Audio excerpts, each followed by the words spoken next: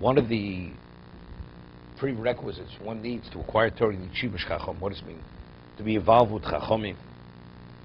Sheshamish Chachamim Vashuroy Lekabel Torah. Meaning to accommodate. To accommodate the Chachamim, as he quotes the Gemara Brochus. Berkam Brochus Amar Rabbi Yochanan Yishum Reb Shimi Yechoy. Rabbi Yochanan says, "Name Reb Shimi Yechoy Gedola Shimush Yosef Mimudo." That Shimush, attending to the needs of a Rebbe of Torah, is greater than actually the abstract knowledge. Shenemar, where do we see this? Shenemar Yesh po Elisha ben Shofot Asher Yotzek Maim Eliyahu.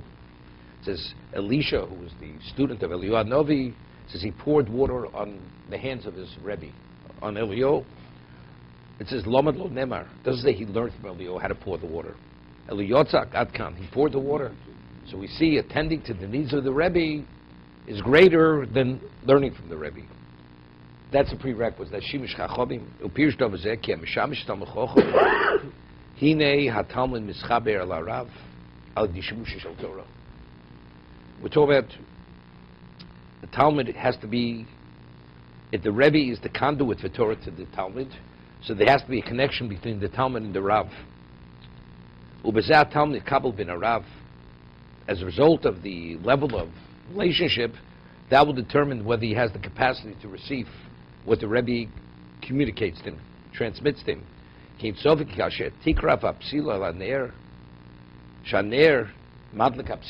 If you take a wick and you put it near the fire, what happens? The wick is ignited by the fire.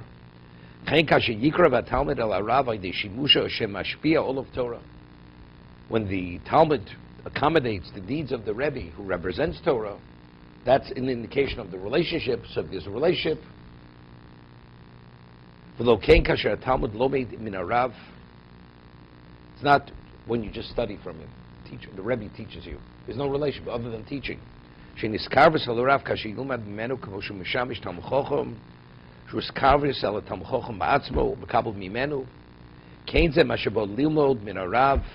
Chibur Elov rak dibur, dover zehu chibur Elov. So what should you say? What is the learning now in Kedushin? Chayev odom lamed b'no Torah. You can't have a stronger chibur than a father to a son. In every sense of the word. That is the ultimate way, context where you transmit Torah, a father to a son. And when the Torah says, Vishinantu l'vonecho, right? Vonecha il talmidecho, the Torah uses the word vonecho. So what's the Torah revealing? That the nature of the relationship between the Rebbe and the Talmud has to be like a father to a son. It's the same hischabrus. I'm just saying in terms of what the Maral is saying now. If one of the prerequisites for the transmission of Torah, that you should be the receptacle to receive Torah, you need shimush, which creates this chabrus, there's an attachment. So what happens if it's reality that you're attached? Because it's flesh and blood. It's literally, it's biological, spiritual child of the father, in every sense of the word. So what is the most appropriate vessel for a father to transmit to? To what? To a son. So it could be, that's the Gemara. Tomorrow we'll learn here, but it's the Rambam, Hilchos Talmud Torah. There's a mitzvah for a father to teach his son. Then there's a mitzvah, al-Qul Chochem Yisrael Lamid Torah Leven Chavero. There's a mitzvah for every person who has Torah wisdom to teach a fellow Jew's child. If you have the information, you have an obligation to disseminate it. Okay? And then it says a grandfather has an obligation to teach his grandchild. So Rambam asks, so if you have an obligation to teach any Jew, so what does Torah have to speak specifically about a child, a grandchild, and a third party? Speak about the third party, and it's understood. You have to teach your son and your grandson. They're no worse than Mechavero. So that Gemara says, because to give priority. That the ultimate priority is your son. And if a person has additional time where he's not teaching his son, you have to teach your grandson.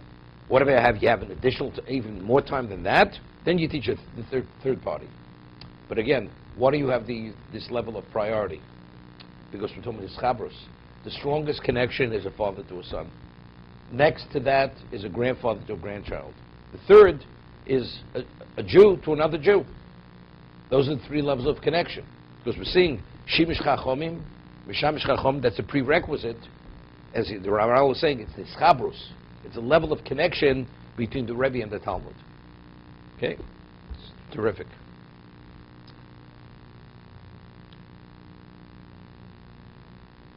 Hayud Dibu Chaveru.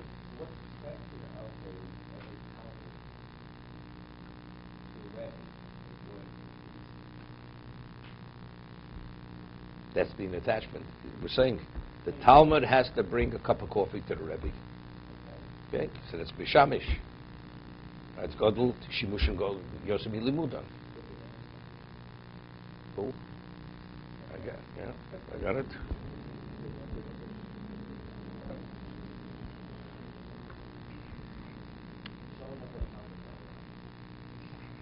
Look, that's the first thing. You don't show up that there's nothing to talk about. You have tickets to a ball game, World Series. You don't show up, so what's the value of the tickets? You wasted it. So Hashem gives you a life, gives you the ability to wake up, and you oversleep. So what's the value of your existence? Okay, exactly. I'm going to record you on that one. Okay.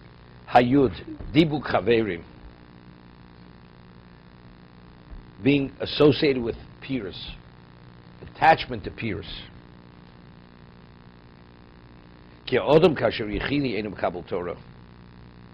Meaning Torah is always dialogue among peers. There's discussion. A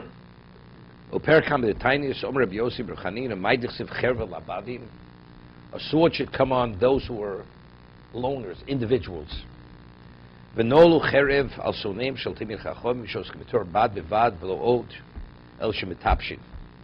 says a sword should come on the enemies of the Talmid Chacham. It's a way of speaking about, when you speak about something negative, you always speak about the enemies. But it means on the ones, the Jews themselves, who study Torah individually, not interacting with other people in Torah.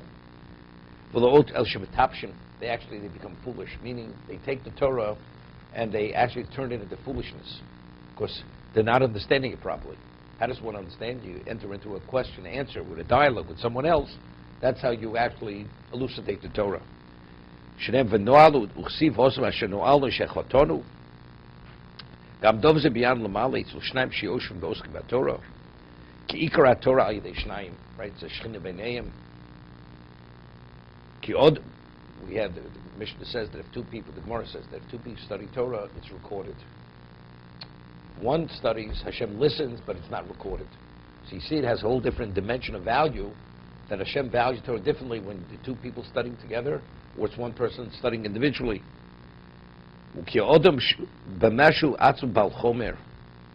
Person is a physical being. You're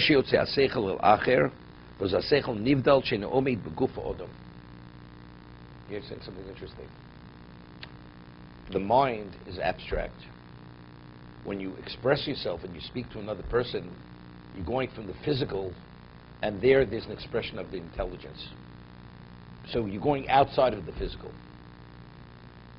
You could say you could study, you could talk to yourself too, right? But it doesn't have the same value when you speak to a third party. It's no longer contained within the person. It's a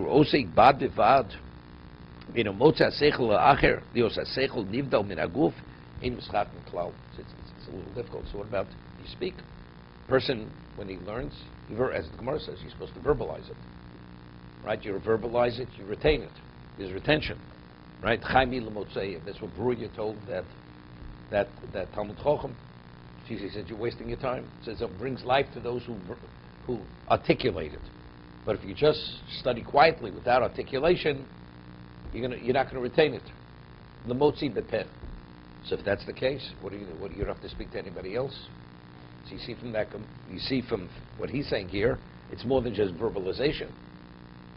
Right? To be continued.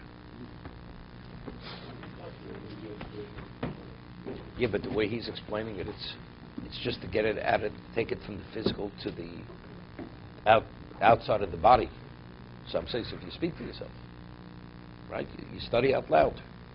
It's not it's in your mind. You verbalize it.